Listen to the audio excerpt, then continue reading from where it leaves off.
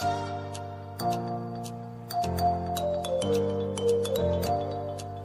are listening to Alex Nanlohi Podcast, to know the Lord and to make Him known. Mari sama-sama sebelum kita membaca merenungkan firman Tuhan, kita berdoa mohon pimpinan Tuhan. Bapa di dalam surga, kami datang dalam ucapan syukur sore malam hari ini. Kami bersyukur karena kami boleh merayakan kelahiran-Mu. Kami boleh menaikkan setiap pujian kami kepada Tuhan, menaikkan doa kami kepadamu, dan tiba waktunya bagi kami untuk membuka firman-Mu, ya Tuhan. Kami mohon ketika kami membuka firman-Mu, bukalah juga hati kami. Jadikanlah hati kami seperti tanah yang baik, supaya ketika benih firman Tuhan ditaburkan itu boleh sungguh-sungguh berakar, bertumbuh, dan juga berbuah nyata di dalam kehidupan kami. Berkati baik hamba-Mu yang menyampaikan, setiap kami yang mendengar. Tuhan, tolonglah kami semua, agar kami bukan hanya menjadi pendengar-pendengar firman yang setia, tapi mampukan dengan kuasa pertolongan dari Roh-Mu yang kudus, kami dimampukan menjadi pelaku-pelaku firman-Mu di dalam kehidupan kami, di dalam masa muda kami.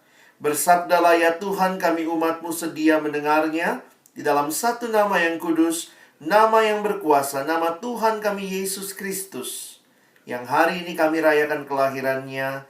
Kami menyerahkan pemberitaan firman-Mu. Amin. Shalom, selamat sore teman-teman sekalian. Tama-tama bersyukur kepada Tuhan boleh melayani sore hari ini di dalam sukacita kita merayakan Natal bersama. Dan kita akan melihat tema yang juga sudah diberikan oleh panitia kepada kita untuk kita gumulkan bersama-sama sore hari ini. Kita akan berbicara tentang the renewed soul, ya. Jadi bicara jiwa yang dibaharui. Dan saya pikir ini jadi satu tema yang penting bagi kita di tengah-tengah realita yang sudah kita lihat di dalam video tadi. Kita lihat dalam narasi yang disampaikan bahwa ini ada satu pergumulan yang dialami dunia, ya. Bicara tentang virus corona ini. Menjadi pandemi yang melanda seluruh dunia. Awalnya hanya masalah kesehatan, tapi realitanya telah bahkan menjadi masalah sosial, masalah ekonomi, masalah politik, masalah pendidikan, harus belajar jarak jauh, masalah berkaitan dengan politik, dengan juga bahkan agama atau spiritual. Kita harus beribadah melalui berbagai media online yang ada. Sehingga merayakan Natal di dalam situasi yang tidak mudah ini. Tapi di sisi yang lain saya melihat kita akhirnya bisa memikirkan lebih detail apa sih yang penting pada waktu Natal. Karena jangan-jangan yang kita ingat pada waktu Natal selama ini, kita mengingatnya berbagai perhiasan, pernak-pernik, pohon Natal, Santa Claus, kado, kue-kue, begitu ya. Sampai seringkali orang lupa bahwa Natal artinya lahir. Dari bahasa Latin, dan siapa yang lahir pada waktu Natal, ini penting untuk kita selalu ingat. Bahwa yang lahir pada waktu Natal bukannya Santa Claus, bukan Frosty the Snowman, tapi Yesus Kristus. Jadi Christmas is Jesus' birthday. Kita harusnya tidak melupakan itu, sehingga ketika tahun ini kembali kita merayakan Natal, saya pikir banyak hal yang kita harus potong sana-sini ya. Karena juga tidak ketemu secara offline, kita memotong misalnya konsumsi, nggak ada konsumsi. Tapi tetap bisa Natalan nggak ada konsumsi? Oh, tetap bisa. Kalau begitu, apa yang paling penting waktu Natal? What is the most important thing about Christmas? Maka sebuah kalimat yang indah mengingatkan the most important thing about Christmas is the first 6 letters. C-H-R-I-S-T. Yang paling penting adalah Christ. Dialah pusat dari Natal kita. Sehingga tanpa Kristus sebenarnya Christmas is empty without Jesus. Jadi biarlah Yesus menjadi yang ada di pusat dari Natal kita. Nah, bagian firman Tuhan yang diminta untuk sama-sama kita pelajari tidak secara langsung bicara kelahiran Yesus, tetapi ini adalah sebuah kisah penyelamatan yang Allah lakukan bagi umatnya.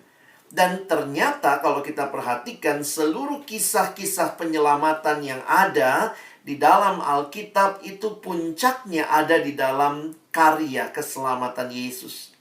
Karena itu kalau kita sore hari ini akan melihat kitab Yesaya pasal yang ke-43, ayatnya cukup panjang. Abang akan ajak kalian untuk melihat secara konteksnya secara umum. Nanti kita akan bisa memahami bagian demi bagian. Nah, coba nanti sambil kita membaca, kita coba refleksikan ya dalam kehidupan kita. Bacaan yang cukup panjang ini konteksnya apa? Jadi kalau teman-teman memperhatikan kitab Yesaya itu sebenarnya panjang ya. Sehingga ada bagian yang sebelum Israel dibuang. Jadi ada bagian sebelum Israel dibuang, itulah ayat-ayat yang seringkali kita baca waktu Natal. Yesaya pasal 7 misalnya, seorang perempuan akan mengandung, melahirkan anak laki-laki. Itu sebelum Israel atau kerajaan Yehuda dibuang, ya. Tapi kemudian ketika mereka akhirnya dibuang oleh Tuhan, nah, mereka dibuang selama 70 tahun. Nah, sesudah pembuangan 70 tahun ini, nah itulah bagian yang kita akan baca Yesaya 43. Ini adalah bagian kisah penyelamatan yang Allah akan lakukan setelah mereka ada di pembuangan. Jadi teman-teman, Israel ini dengan Tuhan, kita tahu bahwa Allah sebenarnya memberikan kepada nenek moyang mereka, kepada Abraham, satu janjinya adalah tanah. Jadi kalau teman-teman memperhatikan teologi tentang tanah bagi orang Yahudi itu sangat kuat.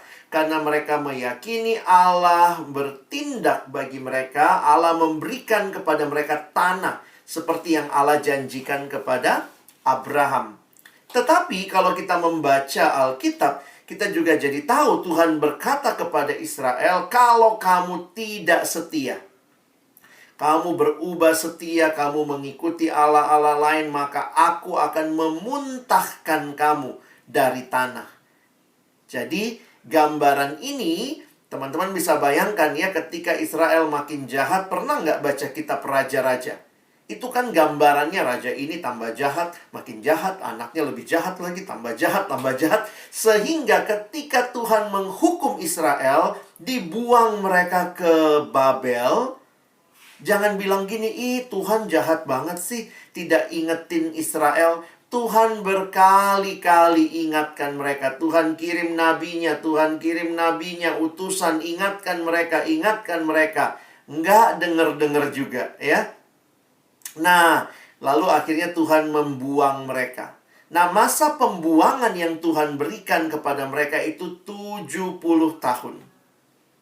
Nah, teman-teman, di mana? Kemana mereka dibuang? Ke Babel. Nah, coba lihat petanya sebentar. Di sebelah kiri ada Yerusalem. Kalian lihat di kanan ada Babel. Itu kayaknya jaraknya deket banget ya. Kalau pakai jari kita ukur seperti ini. Tetapi pada masa itu perjalanannya harus lewat atas. Jadi nggak ada tuh jalur tengah langsung garis datar ya. Harus ke atas gitu ya. Itu perjalanan menuju ke Babel. Nah, itu kurang lebih jaraknya 1000 mil dari Yerusalem ke Babel. Nah, di Babel ini mereka dibuang. Nah, apa yang menarik kalau kita memperhatikan? Saya pikir orang Israel ketika membaca kisah tentang pembuangan ini, mereka ingat bahwa mereka dibuang karena dosa mereka. Pembuangan ini mengingatkan kita bahwa dosa mendatangkan kehancuran dan penghukuman Allah. Jadi, seperti kalau kita baca di Perjanjian Baru, sama konteksnya. Upah dosa adalah maut. Ada kehancuran, ada penghukuman Allah. Tetapi apa yang menarik? Jadi kalau teman-teman memperhatikan bagian pertama kitab Yesaya itu menceritakan tentang bagaimana Israel sebelum dibuang dan waktu mereka dibuang. Lalu kemudian mulai dari pasal 40 ke atas, kitab Yesaya sekarang bicara bagaimana Tuhan yang membuang mereka, Dia juga Tuhan yang akan menyelamatkan mereka. Wah, jadi menarik ini ya. Dia Tuhan yang membuang mereka, tetapi Dia Tuhan juga yang akan memulihkan mereka. Kenapa teman-teman? Selama 70 tahun mereka ada di pembuangan. Apa yang sebenarnya Tuhan sedang kerjakan? Saya menuliskan kalimat ini ya, untuk kita nanti bisa memahami bahwa tujuan utama penghukuman Tuhan bukanlah untuk menghancurkan. Perhatikan. Tuhan tidak pernah menghukum untuk menghancurkan. Tapi tujuan utama penghukuman Tuhan adalah untuk pemulihan.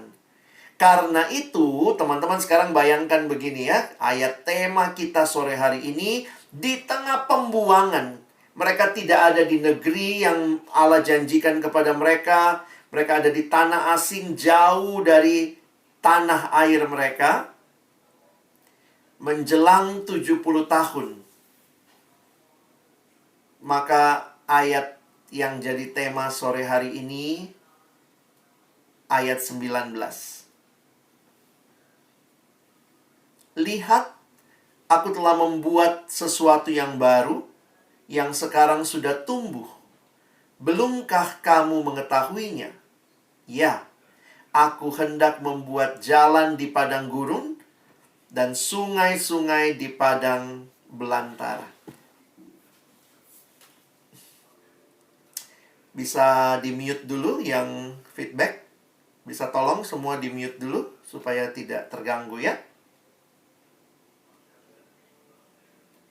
Termasuk admin kali ya, silakan. Supaya tidak terganggu. Oke. Baik. Jadi kalau teman-teman memperhatikan, sekali lagi ayat ini datang di tengah-tengah mereka sedang di pembuangan, mereka dihukum Tuhan, tapi Tuhan akan memulihkan mereka. Dan lihatlah bahwa solusi atas pergumulan mereka datangnya dari Tuhan. Ya. Dari ayat inilah kita lihat, mungkin pernah nyanyi lagu ya. Dia buat jalan saat tiada jalan. God will make a way where there seems to be no way. In the desert, in the wilderness, di dalam bayangkan padang gurun, jalan di padang gurun dan sungai-sungai di padang belantara. Ini dikatakan bahwa ya, aku hendak membuat jalan di padang gurun. Bayangkan padang gurun itu kan gak ada jalannya. Dan dikatakan aku akan membuat sungai-sungai. Bayangkan sungai-sungai di padang belantara yang tandus. Bayangannya harus dengan bayangan orang Palestina pada waktu itu ya. Nah, jadi teman-teman, inilah sesuatu yang Tuhan berikan. For I am about to do something new. Tuhan akan menyegarkan jiwa mereka seperti tema kita hari ini. Jadi yang jadi pertanyaan waktu saya merenungkan bagian ini adalah kalimat ini ya. Bayangkan bagaimana respon umat Allah yang sudah 70 tahun di pembuangan, lalu dengar janji ini. Hei, kamu akan dipulihkan. Tidak selamanya kamu akan dibuang. Makanya kalau teman-teman perhatikan, orang Israel itu punya pengharapan begitu rupa akan kembali ke Yerusalem. Karena itu janji Tuhan, tapi setelah 70 tahun. Masih ingat ketika di kitab Daniel pasal 6 dituliskan Daniel berdoa 1 hari 3 kali menghadap Yerusalem. Itu bukan kiblat ya, tapi penghayatannya orang Yahudi berdoa menghadap Yerusalem karena mereka sadar di pembuangan ini mereka tidak akan selamanya di situ. Tuhan janji akan membawa mereka kembali ke Yerusalem. Ada pemulihan. Jadi teman-teman, saya waktu renungkan ini persis sama. Makanya saya bilang tadi ya, seluruh kisah penyelamatan di perjanjian lama sebenarnya itu juga puncaknya di dalam karya Kristus. Coba bayangkan, manusia berdosa, Allah murka, tapi dari mana datangnya keselamatan? Keselamatan bukan dari manusia. Keselamatan datang dari Allah yang mengaruniakan anaknya yang tunggal buat kita. Jadi saya makin menyadari dosa itu masalah kita. Kita yang bikin dosa. Kita yang berontak melawan Allah. Tapi lihatlah sekali lagi betapa luar biasanya Allah menyelamatkan kita. Allah memulihkan kita. Ya. Nah, kita akan membaca ayat-ayatnya. Mungkin kita nggak bisa detail ya, tapi saya akan coba bacakan buat teman-teman. Perhatikan, kenapa Tuhan mau memulihkan kita? Apa sih dasarnya? Apa dasar kenapa Tuhan mau memulihkan kita? Ada 28 ayat kita lihat ya. Teman-teman, mari kita lihat dulu. Abang langsung bagi ya. Kita lihat yang pertama, ayat 1 sampai ayat 7. Saya kasih judul, ingat kita adalah miliknya Tuhan. Kenapa dia memulihkan kita ya? Kita miliknya. Jadi kalau kamu sekarang lagi ngerasa Tuhan, aku down banget gitu ya.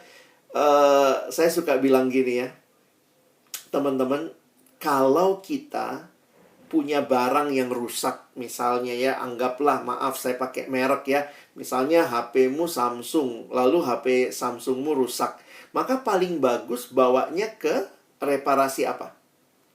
Ke service centernya Samsung. Karena HP yang rusak Samsung. Ya? Sorry, suara saya sudah jelas? Apakah sudah terdengar jelas? Sebentar.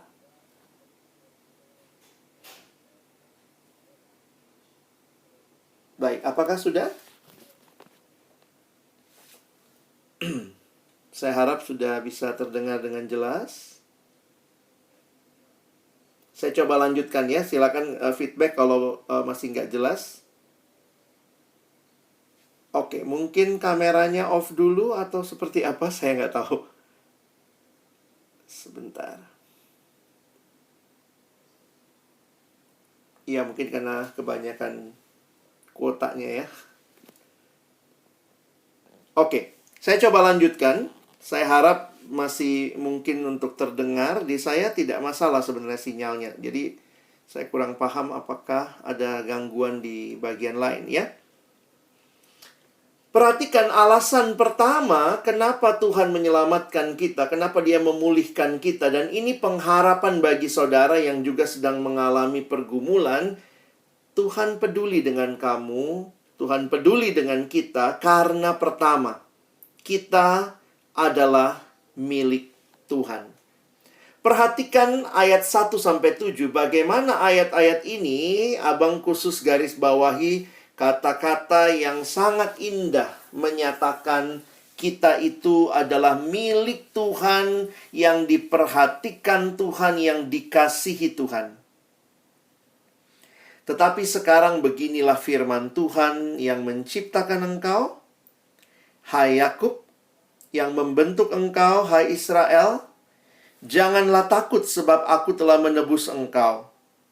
Aku telah memanggil engkau dengan namamu. Engkau ini kepunyaanku.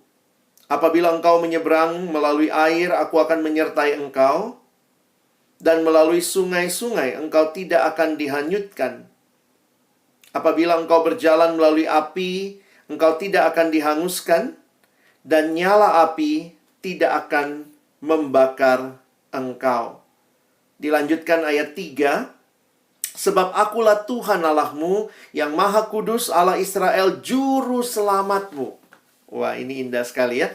Aku menebus engkau dengan Mesir dan memberikan Ethiopia dan Sheba sebagai gantimu.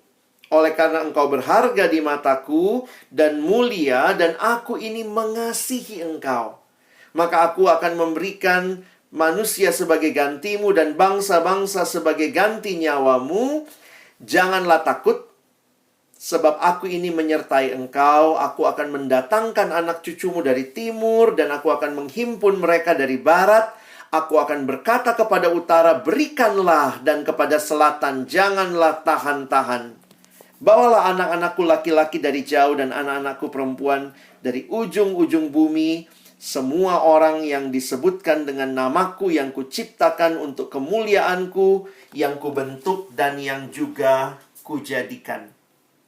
Perhatikan kalimat ayat 5 tadi. Jadi bayangkan mereka ada di pembuangan, Tuhan janji, aku akan mengumpulkan engkau, menghimpun engkau. Ya, dari mana saja ya, pada utara, selatan ya. Jadi ini janji yang indah sekali. Kenapa Tuhan mau memberikan pemulihan ini? Karena kita miliknya, ingat itu. Kalau sekarang kamu lagi ngerasa corona ini bikin kamu down, datangnya sama siapa? Datang sama Tuhan. Kamu milik Tuhan, engkau dan saya milik Tuhan. Balik lagi ke ilustrasi tadi ya, kalau misalnya HP-mu Samsung rusak, ya jangan bawa ke di service centernya Oppo gitu ya, atau service centernya Xiaomi, bawanya ke Samsung. Jadi kalau engkau sedang sadar bahwa engkau adalah ciptaan Allah, ketika hatimu gundah gulana, datangnya sama Allah. Jangan datang sama yang lain gitu ya, datang kepada penciptamu. Perhatikan kalimat ayat 7. Kuciptakan, kubentuk, kujadikan. Teman-teman, Tuhan punya rencana yang indah buat kita. Bukan kita hidup di dalam tekanan, pergumulan, tapi Tuhan mau kita alami kehadiran Dia.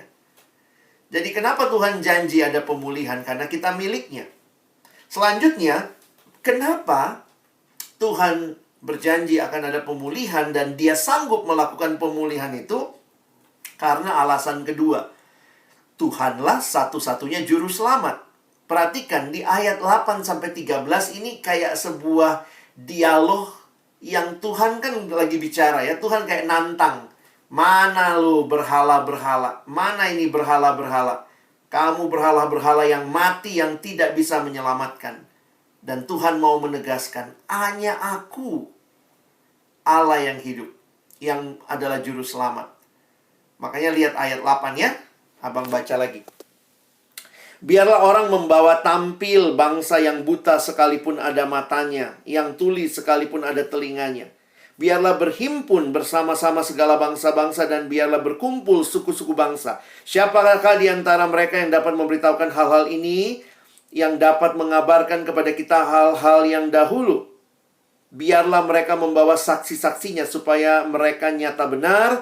Biarlah orang mendengarnya dan berkata benar demikian. Jadi Tuhan kayak suasana di ruang pengadilan. Mana saksi-saksi? Bawa ke sini. Nah, lalu lihat ya, ini percakapan seperti di ruang pengadilan. Anak hukum bisa paham ini. Mulai saksi di ngomongin ya, kamu inilah saksi-saksiku. Demikianlah firman Tuhan, dan hambaku yang telah kupilih, supaya kamu tahu dan percaya kepadaku dan mengerti bahwa aku tetap Dia. Sebelum aku tidak ada Allah dibentuk, dan sesudah aku tidak akan ada lagi. Akulah Tuhan, dan tidak ada juru selamat selain daripadaku. Wah, ini tegas banget ya. Tuhan menyatakan di depan saksi ya. Akulah yang memberitahukan, menyelamatkan, dan mengabarkan, dan bukannya Allah asing. Jadi Tuhan nantang, mana tuh Allah-Allah asing yang kamu sembah, yang ada di antaramu? Kamulah saksi-saksiku, demikianlah firman Tuhan. Akulah Allah. Oke, sorry. Apakah masih sulit terdengar? Saya harap tetap bisa didengar ya, sorry. Soalnya sinyal saya tidak masalah di sini ya. Oke, kita lanjut. Juga seterusnya, aku tetap Dia dan tidak ada yang dapat melepaskan dari tanganku. Aku melakukannya, siapakah yang dapat mencegahnya? Kalau Tuhan sudah punya rencana, Dia sanggup mengerjakannya bagi kita. Selanjutnya ayat yang ke-14 sampai 21. Mengapa Tuhan sanggup melakukan ini? Karena Dia adalah Allah pemilik hidup kita. Dia Allah juru selamat, dan dia memulihkan keadaan umatnya dengan caranya yang ajaib. Teman-teman, keselamatan kita itu bukan dengan cara kita, sehingga caranya ajaib. Ayat tema kita ada di dalam ayat ini. Antara ayat 14 sampai 21 ada di ayat 19. Bayangkan betapa ajaibnya Tuhan buka jalan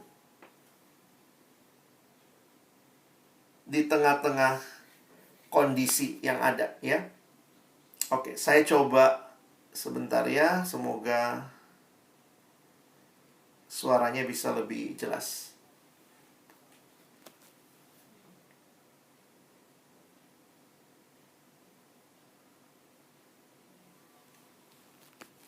Apakah sudah lebih jelas terdengar?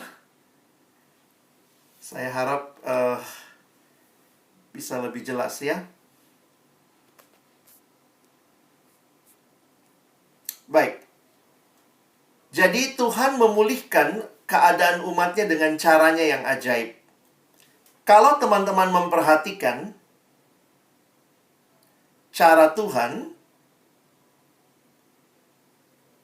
oke, sebentar ya, apa saya keluar dulu?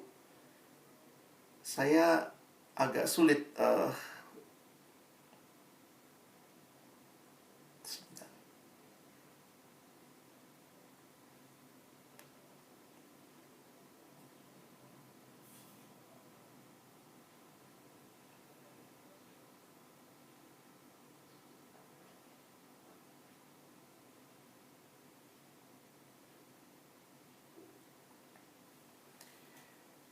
Bagaimana sekarang teman-teman? Apakah suara saya lebih jelas?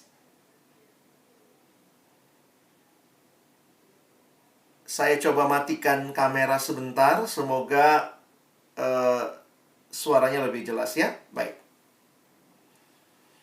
Nanti saya coba lagi kalau sudah lebih stabil. Thank you responnya teman-teman ya. Jadi bagian yang selanjutnya, Tuhan tidak memulihkan dengan cara kita. Tapi Tuhan memulihkan keadaan umatnya dengan caranya yang ajaib. Saudara bisa perhatikan di ayat-ayat yang kita baca selanjutnya.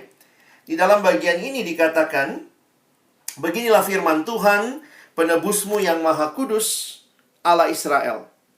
Oleh sebab kamu, aku mau menyuruh orang ke Babel dan mau membuka semua palang-palang pintu penjara, dan sorak-sorai orang Kasdim menjadi keluh kesah. Orang Kasdim itu penduduknya Babel. Jadi bayangkan mereka dulu bersukaria karena Israel mereka tawan. Tapi nanti sorak-sorai orang Kasdim menjadi keluh kesah. Akulah Tuhan yang maha kudus, Allahmu, Rajamu yang menciptakan Israel. Demikianlah, beginilah firman Tuhan yang telah membuat jalan. Nah ini teman-teman caranya ajaib ya. Digambarkan yang telah membuat jalan melalui laut dan melalui air yang hebat. Dan ini kan terjadi ya. Waktu Israel dibawa keluar oleh Allah dari Mesir. Yang telah menyuruh kereta dan kuda keluar untuk berperang. Juga tentara dan orang-orang gagah mereka terbaring. Tidak dapat bangkit, sudah mati, sudah padam sebagai sumbu. Firman-Nya, jangan ingat-ingat hal-hal yang dahulu, dan janganlah perhatikan hal-hal dari zaman purbakala. Lihat, nah ini ya ayat tema kita. Lihat, aku hendak membuat sesuatu yang baru, yang sekarang sudah tumbuh, belumkah kamu mengetahuinya? Ya, aku hendak membuat jalan di padang gurun. Nah ini ajaib juga ya. Sungai-sungai di padang belantara. Siapa sih yang bisa bikin sungai di padang belantara? Manusia mungkin bisa ya dengan teknologinya. Tapi apakah itu akan everlasting? Hanya Tuhan yang sanggup melakukan. Lalu perhatikan, ini ajaib juga. Binatang hutan akan memuliakan aku, serigala dan burung unta. Sebab aku telah membuat air memancar di padang gurun. Ajaib lagi. Dan sungai-sungai di padang belantara untuk memberi minum umat pilihanku, umat yang telah kubentuk bagiku, dan memberitakan kemasyuranku. Wah, ini teman-teman kalau lihat luar biasa gambarannya ya. Sama juga di perjanjian baru, kelihatan juga luar biasanya. Bayangkan, Allah datang ke dalam dunia dengan cara yang ajaib. Dia pencipta, dia jadi ciptaan demi menebus engkau dan saya.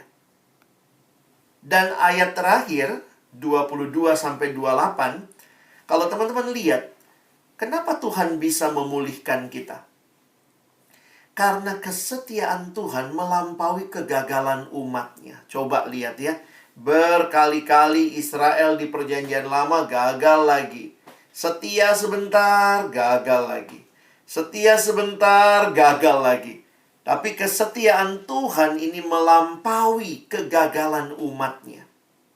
Sehingga meskipun mereka gagal, Tuhan tidak gagal. Teman-teman lihat ayat-ayat ini. Sungguh engkau tidak memanggil aku. Inilah Israel ya. Israel itu Yakub. Sungguh engkau tidak memanggil aku, hai Yakub. Dan engkau tidak bersusah-susah karena aku, hai Israel. Engkau tidak membawa domba korban bakaranmu bagiku. Dan tidak memuliakan aku dengan korban sembelihanmu. Aku tidak memberkati engkau dengan menuntut korban sajian. Atau menyusahi engkau dengan menuntut kemenyan. Engkau tidak membeli tebu wangi bagiku dengan uang atau mengenyangkan aku dengan lemak korban sembelihanmu, tetapi engkau memberati aku dengan dosamu, ya, bukannya datang ibadah dengan hal yang baik, malah dengan dosa, sehingga engkau menyusahi aku dengan kesalahanmu. Akulah dia yang menghapus dosa pemberontakanmu, oleh karena aku sendiri dan aku tidak mengingat dosamu. Ingatkanlah aku. Marilah kita berperkara. Kemukakanlah segala sesuatu supaya engkau nyata benar. Jadi kayak Tuhan mau bilang gitu ya. Kalau saya menghapus dosamu, ingat itu bukan kesetiaanmu. Kamunya mah gagal-gagal mulu gitu ya. Dan 2 ayat terakhir. Bapa leluhurmu yang pertama sudah berdosa. Jadi bukan baru bapa leluhurmu. Dan juru bicaramu telah memberontak terhadap aku. Jadi aku terpaksa menajiskan pemimpin-pemimpin tempat kudus dan terpaksa menyerahkan Yakub untuk ditumpas dan Israel untuk dinista. Tuhan seperti mengingatkan lagi, kenapa kamu sampai di sini? Karena dosa. Dan kamu tidak bisa selesaikan dosamu. Kalau menuntut kamu setia, baru aku setia. Maka nggak pernah mungkin. Tapi karena aku yang setia, kata Tuhan. Meskipun kamu berulang kali gagal. Jadi teman-teman, saya merenungkan. Ketika kitab Yesaya menuliskan nubuat 700 tahun sebelum Yesus lahir. Bayangkan ya, 700 tahun sebelum Yesus lahir, sudah dinubuatkan akan datang juru selamat. Tapi ada satu artikel yang saya baca, kalimatnya menarik. Berarti, selama 700 tahun, umat terus hidup tidak setia. Terus hidup tidak setia. Bayangkan, kalau teman-teman nunggu 700 tahun ya, kamu kasih kesempatan. Oke deh, lu setia ya, saya tunggu ya. 700 tahun, saya tunggu. Tetap nggak setia, tetap nggak setia, tetap nggak setia. Tapi Tuhan tetap memberikan Natal. Wah, bagi saya itu luar biasa. 700 tahun dijanjikan Mesias datang. Tapi 700 tahun itu juga umatnya bukannya tetap setia, tapi tidak setia, tidak setia, tidak setia. Sampai waktu Yesus datang, Natal, itu menunjukkan bahwa Allah tetap setia. Luar biasa.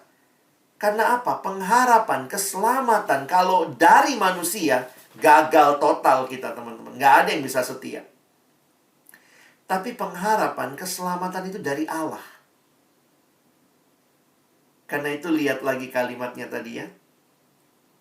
Siapa yang membuat sesuatu yang baru? Bukan kita. Allah. Aku yang akan buat sesuatu yang baru. Aku akan membuat yang kita lihat di sini ya. I will make a way in the wilderness, river in the desert. Wah, ini menunjukkan keselamatan yang Tuhan janjikan adalah keselamatan yang luar biasa. Natal sebenarnya menghapus kesombongan kita. Natal mengusik kesombongan kita. Manusia yang merasa dirinya melakukan segala sesuatu bisa menyelamatkan dirinya. Natal mengingatkan tidak. Kalau engkau dan saya bisa menyelamatkan diri kita, kita nggak butuh juru selamat. Tapi Natal, Yesus datang. Dia juru selamat. Karena teman-teman dan saya tidak bisa menyelamatkan diri kita. Alkitab mengingatkan kita dalam kitab yang sama, Yesaya. Jangan berharap pada manusia, sebab ia tidak lebih daripada embusan nafas. Dan sebagai apakah ia dianggap? Jadi manusia tidak bisa memberikan pengharapan kepada manusia lain, apalagi kepada dirinya sendiri. Sehingga kalau lihat dosa, kalimat ini jadi menarik. Sin, dosa itu akhirnya hopeless end. Ketiadaan pengharapan. Tapi ada kebahagiaan yang diingatkan. Berbahagialah orang yang mempunyai Allah Yakub sebagai penolong, yang harapannya pada Tuhan Allahnya. Dia yang menjadikan langit dan bumi, laut dan segala isinya, yang tetap setia untuk selama-lamanya. Ingat, Tuhan tetap setia. Yang menegakkan keadilan untuk orang-orang yang diperas, yang memberi roti kepada orang-orang yang lapar. Siapakah Yesus? Di tengah-tengah ketidaksetiaan manusia, Allah yang setia mengutus Yesus anaknya. Dialah pengharapan yang sejati. Bagaimana kita mengalami pengharapan ini? Tuhan memberikan dalam karyanya melalui putranya, mulai dari mana? Mulai dari Natal. Jangan meromantiskan Natal seolah-olah Yesusnya tetap jadi bayi ya. Jangan lupa, Yesus yang adalah bayi mungil yang lahir waktu Natal, dia bertumbuh, dia menjadi besar. Dia melayani, dia menderita, bahkan mati di kayu salib. Namun dia bangkit, naik ke surga, dan dia janji akan datang kedua kali. Teman-teman, jangan hanya melihat Natal terpisah dari kisah Yesus yang lain. Karena ini sebuah kesatuan. Bahwa Yesuslah pengharapan itu.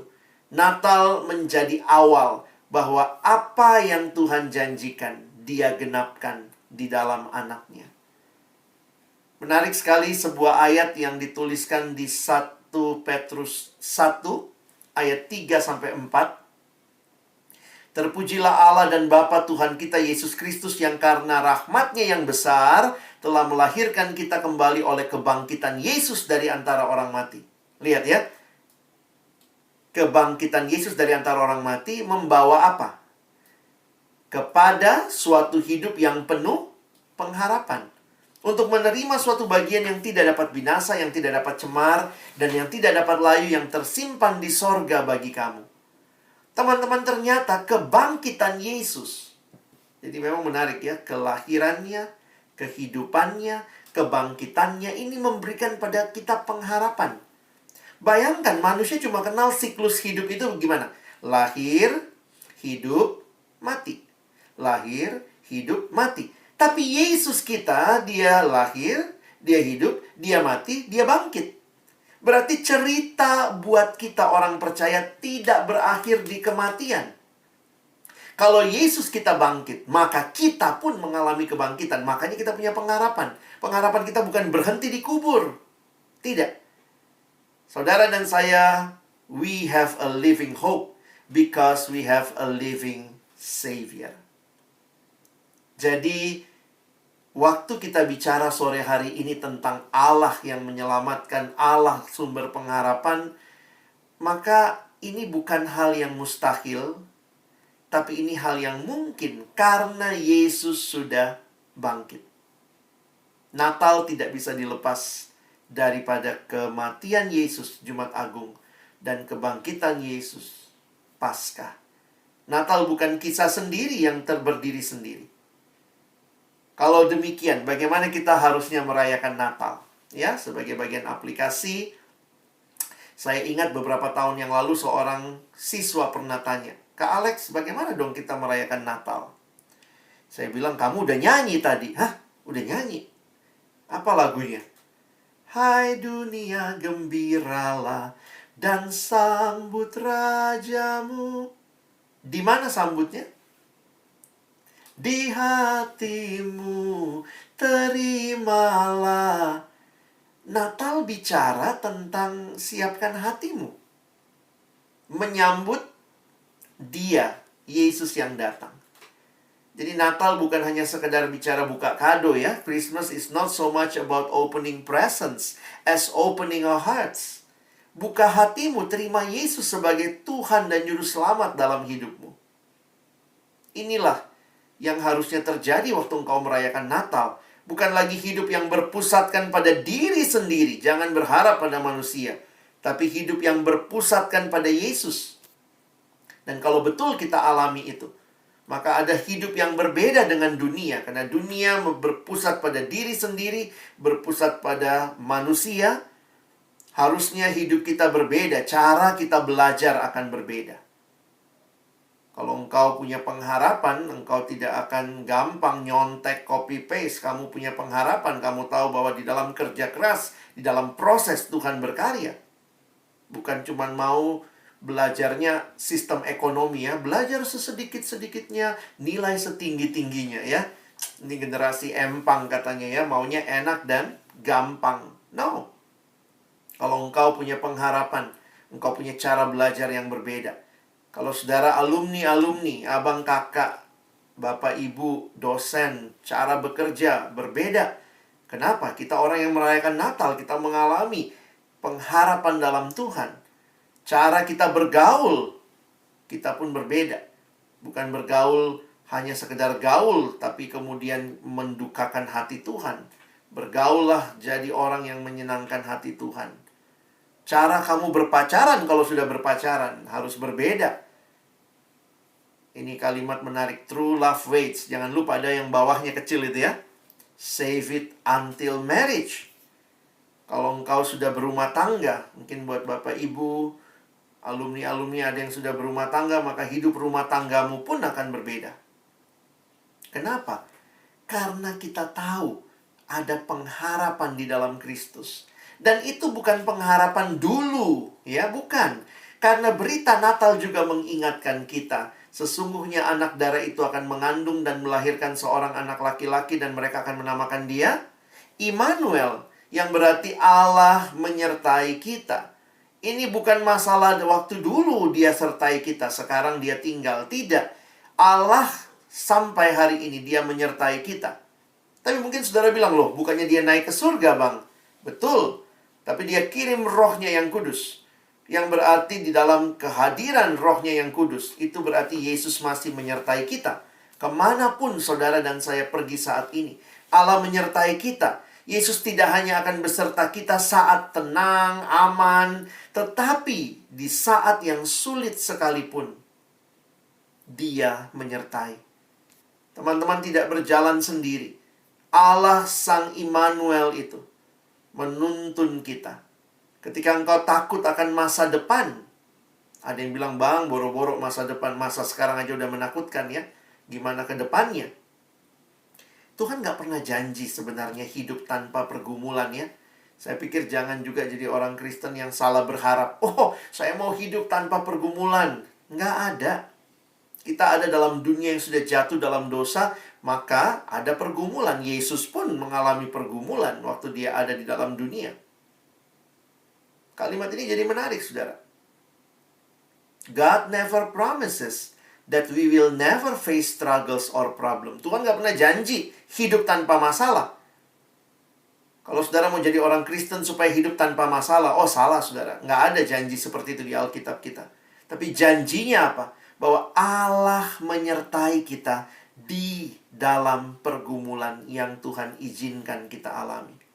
God walks with us in our struggles. Hidup kita indah bukan karena nggak ada pergumulan. Salah. Kalau kita bilang hidup saya indah kalau nggak ada pergumulan. No. Hidup itu indah karena di dalam pergumulan kita sedang berjalan bersama Yesus yang tidak meninggalkan kita, yang menopang kita, yang memberikan kekuatan buat kita, yang memberikan penghiburan bagi kita. Tahun 2020 yang kita lalui ini, mungkin ada yang ngitung tahun ini begitu ya, bulan Januari, Februari, Maret, langsung Desember gitu ya. Saking kita ngelihat apa sih yang sebenarnya terjadi di tahun 2020 ini. Tapi kalau kita mau berhenti sejenak dan lihat kembali ke belakang, refleksikan, apakah ada Tuhan yang berjalan bersamamu? Kadang-kadang kita merasa capek, bosen, kenapa begini terus? Tapi saya jadi belajar ya. Kalau dia betul menyertai saya, berarti bagaimana saya menyadari kehadirannya? Dan pertanyaan ini jadi penting, teman-teman. Kalau betul Tuhan menyertai kita, berarti dalam tahun 2020, waktu pandemi, Tuhan menyertai nggak? Oh, menyertai. Kalau dia menyertai, maka pertanyaannya, apa yang Tuhan ajarkan bagi saudara di tahun 2020 ini? Jangan bilang kayak, karena pandemi Tuhan lagi berhenti kerja, Bang. Enggak. Apakah Tuhan sedang bekerja? Yes. Sebuah kutipan yang menarik, God is still working in your life. You've felt you have done nothing this year. Kadang-kadang kita rasa, ya aduh tahun ini gue gak produktif banget ya. You felt you have done nothing this year. But God is accomplishing something in you. Tuhan sedang mengerjakan sesuatu. Coba deh ingat-ingat. Kira-kira Tuhan ngerjain apa ya? Kalau dia beserta kita. Saya belajar, tahun ini Tuhan kayak ngingetin saya, apa sih yang paling penting? Tuhan tolong saya lebih sabar. Tuhan tolong saya lebih berserah gitu ya. Jadi sebenarnya walaupun kayaknya banyak rencana kita gagal, kalau kalian lihat hidupmu lagi, hitung-hitung berkat Tuhan, banyak loh yang Tuhan lagi bentuk. Mungkin Tuhan bentuk kamu lebih peduli, lebih punya waktu ngobrol sama orang rumah, lebih punya waktu pelajarin buku teks yang gak pernah dibuka gitu ya. Mungkin juga Tuhan kasih kesempatan kamu jadi belajar sesuatu yang baru. Banyak yang tiba-tiba jago masak gitu ya, lagi pandemi gitu ya, ikutin resep sana-sini. Tuhan juga mungkin menolong kamu belajar untuk memperhatikan orang lain. Ada teman yang jualan, kamu rasa kamu butuh, kamu pengen, kamu beli, menolong orang. Ada banyak hal yang mungkin Tuhan kerjakan. Sadar atau tidak? Sehingga tahun 2021 yang akan kita masuki, saya sangat berharap, ingatlah, engkau tidak berjalan sendiri. Jangan takut. Jangan takut. Di Alkitab ada 365 kali kata jangan takut. Nanti hitung sendiri ya. 365 kali kata frase jangan takut. Nah, makanya ada yang bilang ya, cobalah sehari satu aja ya. Maksudnya kayak Tuhan udah siapin 365 hari. I am with you. Harusnya hidup kita adalah hidup yang berharap. Berharap bukan pada dirimu, pada Tuhan yang sanggup melakukan sesuatu yang baru. Sesuatu yang membaharui. Kadang-kadang baru itu nggak selamanya totally new. Seperti tema kita, bukan totally new, but renewed. Tuhan membaharui kita lagi. Berharap itu jadi gaya hidup. Apa maksudnya gaya hidup berharap? Selalu ingat, di balik yang kita sedang lakukan, kita tidak hanya berharap pada yang kelihatan, tapi kita memandang kepada Allah. Makanya kalimat dari Paul Tripp, harapan kita membentuk cara hidup kita.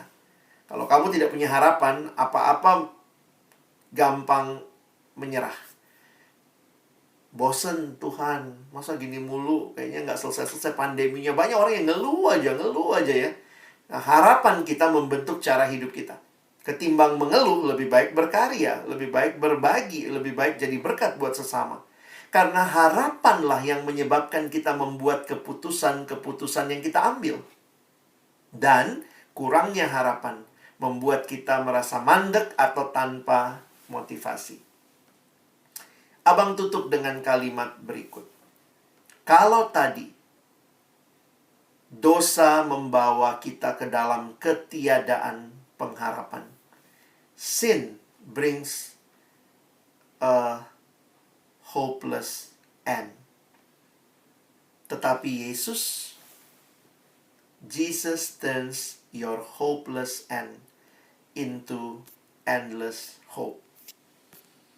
Tuhan Yesus membawa kita dalam pengharapan yang kekal. Teman-teman yang dikasihi Tuhan, selamat memasuki Natal tahun 2020 ini. Dan mari memasuki tahun yang baru. Tahun 2021 yang kita tidak tahu apa yang akan terjadi di sana. Tapi kalau kita mengalami hati yang dibaharui oleh Tuhan, kita bisa melangkah dengan tegap, dengan pasti. Kita tidak akan fokus kepada masalah, tapi kita akan melihat Allah yang sedang berjalan bersama kita, Allah yang sedang mengajari banyak hal kepada kita, Allah yang mau saudara juga dengan hatimu yang dibaharui. Tuhan mau saudara juga jadi berkat bagi sesama. Kadang-kadang kalau kita fokus sama diri kita, kita pun lupa ada orang-orang lain yang juga mungkin sedang hidup dalam ketiadaan pengharapan. Hadirlah, bagikanlah Yesus sang pengharapan sejati, supaya akhirnya mereka pun boleh berjumpa dengan Kristus dan boleh mengalami hidup yang berpengharapan.